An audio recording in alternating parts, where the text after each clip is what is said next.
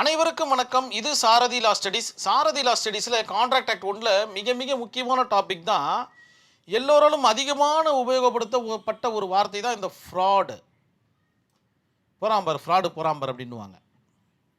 என்னை ஏமாத்திட்டான் அப்படின்னுவாங்க. ஸோ இந்த மாதிரியான வார்த்தை தான் இந்த ஃப்ராடு. மோசடின்னு அர்த்தம். மோசடி பண்ணிடுறது. இந்தியன் கான்ட்ராக்ட் ஆக்டில் 17 செக்ஷன் 17 பார்த்தீங்கன்னா மிக தெளிவாக சொல்லுது. ஐபிசியில் பார்த்தீங்கன்னா 420 சொல்லிட்டு இருந்தது. இப்போ பிஎஸ்ஏவாக மாறி இருக்குது. அதற்கு இணையான ஒரு செக்ஷனை எடுத்து எழுதிக்கிங்க. 2 செக்ஷனும் மிக முக்கியம் அப்படின்றத நினைவில் வச்சுக்கிங்க. ஃப்ராடு அப்படின்னா இந்த ஒரு 3 லைனை படிக்கிறதுக்கு முன்னாடி நம்மளுடைய சாரதி லா ஸ்டடீஸில் ஒரு வாட்ஸ்அப் குரூப் ஒன்று ரன் ஆகிட்டு இருக்கு. அதில் இணையணும்னு ஆசைப்பட்டீங்கன்னா நீங்கள் உங்களுடைய பெயர் மற்றும் ஊரை பார்த்தீங்கன்னா எனக்கு வாட்ஸ்அப் பண்ணுங்கள். நான் குழுவில் இணைச்சிடுறேன். நேரடி பயிற்சி வகுப்புகளுக்கு இது உதவிகரமாக இருக்கும்னு நான் நம்புகிறேன்.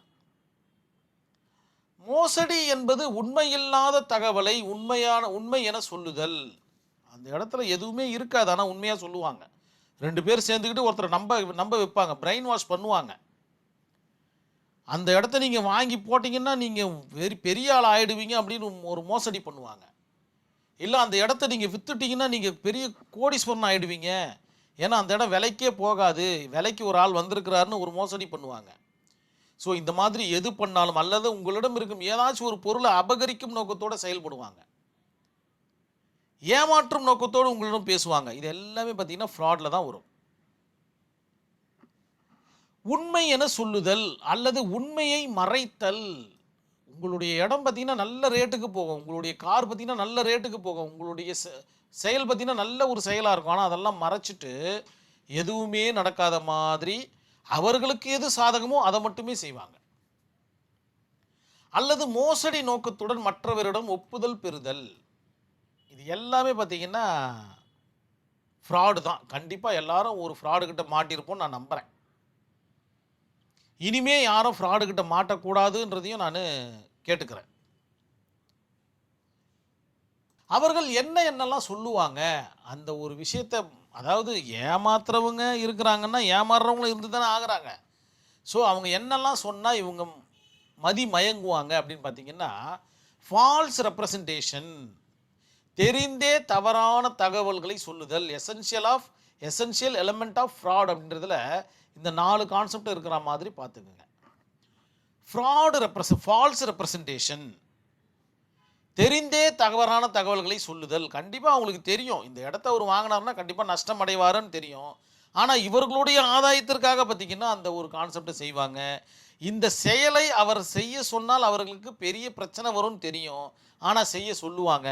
இந்த மாதிரியான விவகாரங்கள் எல்லாம் பார்த்திங்கன்னா ஃப்ராடில் தான் வரும். அப்படி இல்லைன்னா ஏதாச்சும் ஒரு பொருளை அபகரிக்கிறது, ஏதோ ஒரு விஷயத்தை சொல்லி. ஆக்டிவ் கன்செல்மெண்ட், முக்கியமான உண்மையை மறைத்தல். முக்கியமான ஒரு உண்மையை மறைச்சிட்டாங்கன்னா வேலை முடிஞ்சு போச்சு. 10 அடியில் தண்ணி வரும்னு சொல்லுவாங்க, 100 அடி 1000 அடி நோண்டினா கூட தண்ணி வராது. முக்கியமான உண்மையை மறைச்சிட்டாங்க. அதே போல் தங்கம் மூலம் பூசப்பட்ட நகைகளை விற்றுட்டாங்க. அது முழுசாக தங்கம்னு சொல்லிட்டாங்க, ஆனால் அது முழுசாக தங்கம் கிடையாது. ஏன்னா முக்கியமான உண்மையை மறைச்சிட்டாங்க. அதிகம் வட்டி தருவேன் என்று ஒருத்தர் சொல்லிட்டு ஒரு ஃபண்டு ஒன்று ஓப்பன் பண்ணுறாரு, ஆனால் ஏமாற்றிட்டு போயிடுறாரு. ஸோ இந்த மாதிரியான விவகாரங்கள் எல்லாம் பார்த்திங்கன்னா இந்த ஃப்ராடில் தான் வரும். ப்ராமிஸ் வித் இன்டென்ஷன், ஒரு எண்ணத்தோடு பார்த்திங்கன்னா ப்ராமிஸ் பண்ணுறது, செய்ய வேண்டும் எண்ணமோ அல்லது செய்ய வேண்டாம் என்கின்ற எண்ணமோ. இதை பொறுத்த வரைக்கும் பார்த்திங்கன்னா உனக்குலாம் நான் செய்ய மாட்டேன்ப்பா, இருந்தாலும் நான் ப்ராமிஸ் தரேன், நான் பண்ணிடுறேன்ப்பா அப்படின்ற மாதிரி சொல்கிறது. செய்யும் எண்ணம் இல்லாமல் வாக்குறுதி கொடுப்பது, இட்ஸ் கால்டு ஃப்ராடு. அவங்களும் ஒரு ஃப்ராடு தான். ஸோ இப்போ நீங்கள் உங்களுக்குள்ளே நீங்கள் கால்குலேட் பண்ணிகிட்டே வாங்க, நீங்கள் எத்தனை ஃப்ராட் இது வரைக்கும் சந்திச்சிருக்கீங்கன்னு. யூஸிங் ஃப்ராட் ட்ரிக்ஸை யூஸ் பண்ணுவாங்க. ஏமாற்றுவதற்கான செயல்களை செய்தல். அங்கே ஒருத்தனை இருக்கிற மாதிரியே பேசுவாங்க. சும்மா ஃபோனில் பார்த்தீங்கன்னா எதிரில் இருக்கிறவங்க பேசுகிற மாதிரியே பேசுவாங்க. இல்லைனா இங்கேருந்து டெல்லிக்கு போகிற மாதிரி ஃப்ளைட்டில் போவாங்க, அந்த இடத்துல இருக்கிற டிக்கெட்டை இங்கே எடுத்துகிட்டு வந்து காமிப்பாங்க, இல்லை அங்கே இருக்கிற ஒரு விஷயத்தை ஃபோட்டோவில் காமிப்பாங்க. ஸோ இந்த மாதிரியான செயல்களை ஈடுபடுவாங்க. அவங்களுடைய ட்ரிக்ஸ் எல்லாம் இந்த இடத்துல யூஸ் பண்ணுவாங்க. இது எல்லாமே பார்த்திங்கன்னா வாய்டபுள் கான்செப்டில் தான் வரும்ன்றதை நினைவு வச்சு. ஏன்னா ஒருத்தர் ஏமாறுறாரு இல்லையா, 2 பேருமே இன்டென்ஷனோடு செஞ்சாங்கன்னா அது வாய்டில் வரும். ஆனால் இந்த ஃப்ராடில் பார்த்தீங்கன்னா ஒருவர் ஏமாற்றுகிறார், இன்னொருவர் பார்த்தீங்கன்னா ஏமாற்றப்படுகிறார். அதனால் இது எல்லாமே வாய்டபிள் தான். கண்டிப்பாக கோர்ட்டில் கேஸ் ஃபைல் பண்ணக்கூடிய ஒரு நிகழ்வுகள் தான் இந்த ஃப்ராட் என்ற கான்செப்ட். செக்ஷன் 17 வரக்கூடிய விஷயங்கள். பாதிக்கப்பட்டவர், இந்த இடத்துல போட்டிருக்கேன் பாருங்க, பாதிக்கப்பட்டவர் ஒப்பந்தத்தை ரத்து செய்யவும். இவங்க 2 பேருக்குள்ள ஏதோ ஒரு ஃப்ராடலண்டான ஒரு ஒப்பந்தம் வருதுன்னும் போது ரத்து செய்யவும், வாய்டபிள், அதாவது வாய்டபிள் மீன்ஸ் என்ன, மற்றும் நஷ்ட ஈடு கேட்கவும் முடியும். ஏமாத்திட்டு போயிட்டா விட்டுற முடியுமா? கோர்ட்டில் ஃபைல் பண்ணுங்க, சிவில் சூட் போடுங்க, கிரிமினல் சூட் போடுங்க. பெரிய அளவில் ஏமாற்றிட்டான் அப்படின்னு சொன்னீங்கன்னா ஆட்டோமேட்டிக்காக உங்களுக்கு ரெக்கவர் பண்ணி கையில் கொடுப்பாங்க. அதற்கு தான் அட்வொகேட்டுக்கு நம்ம படிச்சுட்ருக்கோம். தெளிவாக இதெல்லாம் உங்களுடைய மனசில் ஏற்றிக்கிங்க. ஒரு கேஸ் ஸ்டடி இருக்குது பார்த்துங்க, டெர்ரி வெர்சஸ் ஸ்பீக் இன் 1889 நடந்த ஒரு விஷயம் என்ன அப்படின்னு பார்த்தீங்கன்னா, ஒரு ட்ராம் கம்பெனினா தெரியல, ஒரு ட்ரெயின் வந்து இந்த ரோட்டு மேலேயே ஓடுற மாதிரி பார்த்துருப்பீங்க. இப்போ கூட கல்கட்டெல்லாம் ஓடிட்டுருக்கு, ஒரு சில வெளிநாடுகளில் பார்த்துருப்பீங்க. இந்த மெத்ராசப்பட்டினத்தில் காமிச்சிருப்பாங்க. அந்த படத்தில் பார்த்தீங்கன்னா ட்ராம் ஓடும் பாருங்க, ரோட்லேயே ஓடிட்டுருக்கோம். அந்த ட்ராம் கம்பெனி இதற்கு முன்னாடி எப்படி இருந்துச்சுன்னு பார்த்தீங்கன்னா, குதிரைகளை வச்சு இழுப்பாங்க. ஒரு 10 குதிரைகளை வச்சுட்டு இழுக்க வைப்பாங்க. இதுதான் முதல்ல வந்த ஒரு ட்ராம் கம்பெனி. அதன் பிறகு தான் பார்த்தீங்கன்னா மின்சாரம் வருது, என்ஜின் வருது, இதெல்லாம் வருது இல்லையா? சரி, இந்த ட்ராம் கம்பெனி என்ன சொல்கிறாங்க அப்படின்னு பார்த்தீங்கன்னா, எங்களுடைய ட்ராம் வண்டிகள் குதிரையினை விட்டு மின்சாரத்தில் ஓட்ட அனுமதி கிடைக்கும் அப்படின்னு அவங்களுடைய ப்ராஸ்பெக்டஸில் ஒரு அட்வர்டைஸ்மெண்ட்டை கொடுத்துட்றாங்க. அதாவது குதிரைங்கள்லாம் இல்லாமல் மின்சாரத்தில் ஓடுற மாதிரி நாங்கள் அனுமதியை வாங்கிட்டோம் அரசாங்கத்திடம் இருந்து அப்படின்ற மாதிரி அவர்களுடைய ப்ராஸ்பெக்டஸில் மிக தெளிவாக சொல்லிடுறாங்க.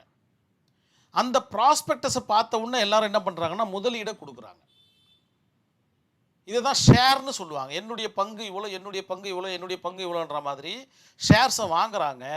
ஷேர்ஸை வாங்கிட்டதுக்கப்புறம் பார்த்தீங்கன்னா அந்த மின்சார கான்செப்ட் பார்த்தீங்கன்னா அவங்களுக்கு கிடைக்கல, அந்த அனுமதி கிடைக்கல. உடனே ஷேர்ஸ் வாங்கினவங்க என்ன பண்ணுறாங்கன்னு பார்த்தீங்கன்னா இவருக்கு மேலே கேஸ் போடுறாங்க. இவங்க என்ன ஃப்ராட் பண்ணிட்டாங்க, தெரிஞ்சே உண்மையை மறைச்சிட்டாங்க, இவங்களுடைய கம்பெனிக்கு மின்சாரம் வரும் அப்படின்னு நினச்சிட்டு நாங்கள் முதலீடு பண்ணிட்டோம், ஆனால் வரலை, இன்னும் குதிரை வண்டியை வச்சு தான் இழுத்துட்டு இருக்காங்க. ஆனரபிள் கோர்ட்டு தீர்ப்பு சொல்கிறாங்க. என்ன தீர்ப்பு சொல்கிறாங்கன்னு பார்த்தீங்கன்னா, கம்பெனி தவறான அறிக்கை கொடுத்திருந்தாலும் அவர்கள் அதை உண்மை என நம்பி இருந்ததால், அந்த மாதிரி கரண்ட் வரும், அந்த பவர் வரும், அந்த மின்சாரம் வரும் அப்படின்னு இவங்களே உண்மை என நம்பி தான் அந்த ப்ராஸ்பெக்டஸில் போட்டிருக்காங்க. அதனால் இது வந்து ஃப்ராடில் வராது, மிஸ்ரெப்ரசன்டேஷனில் தான் வரும், திரித்து காண்பித்தல் அல்லது உண்மையை பார்த்தீங்கன்னா கொஞ்சம் மாற்றி சொல்லுதல், இந்த மாதிரியான பிரச்சனையில் தான் வரும். அதனால் ஃப்ராடுனா தெரிந்தே சொல்கிறது, கண்டிப்பாக வராதுன்னு தெரியும் ஆனால் சொல்கிறது, இது வந்து அப்படி கிடையாது, இது மிஸ்ரெப்ரசன்டேஷனில் வரும் அப்படின்ற மாதிரி சொல்கிறாங்க. ஸோ ரெண்டுத்துக்குமே பார்த்தீங்கன்னா ஒரே மாதிரியான லீகல் எய்டு தான் இருக்குது. ஃப்ராடுக்கு கொஞ்சம் அதிகமாக இருக்கும், மிஸ்ரெப்ரசன்டேஷன் கொஞ்சம் கம்மியாக இருக்கும், இவ்வளோதான் வித்தியாசம். கண்டிப்பாக ஃப்ராடுனா என்னன்றது உங்களுக்கு புரிய வந்திருக்கும் நான் நம்புகிறேன். இந்த கேஸ் ஸ்டடி உங்களுடைய ஆன்சர் ஷீட்டில் இருக்கிற மாதிரி பார்த்துக்குங்க. இல்லுஸ்ட்ரேஷனை ஃப்ரேம் பண்ணாமல் எழுதவே முடியாதுன்றதை இது பண்ணுங்கள். இதற்கு இணையான ஆங்கில கான்செப்ட் இந்த இடத்துல இருக்குது, நோட் பண்ணிக்கிங்க. கண்டிப்பாக இந்த வீடியோ புரிஞ்சிருக்கும். நன்றி, வணக்கம்.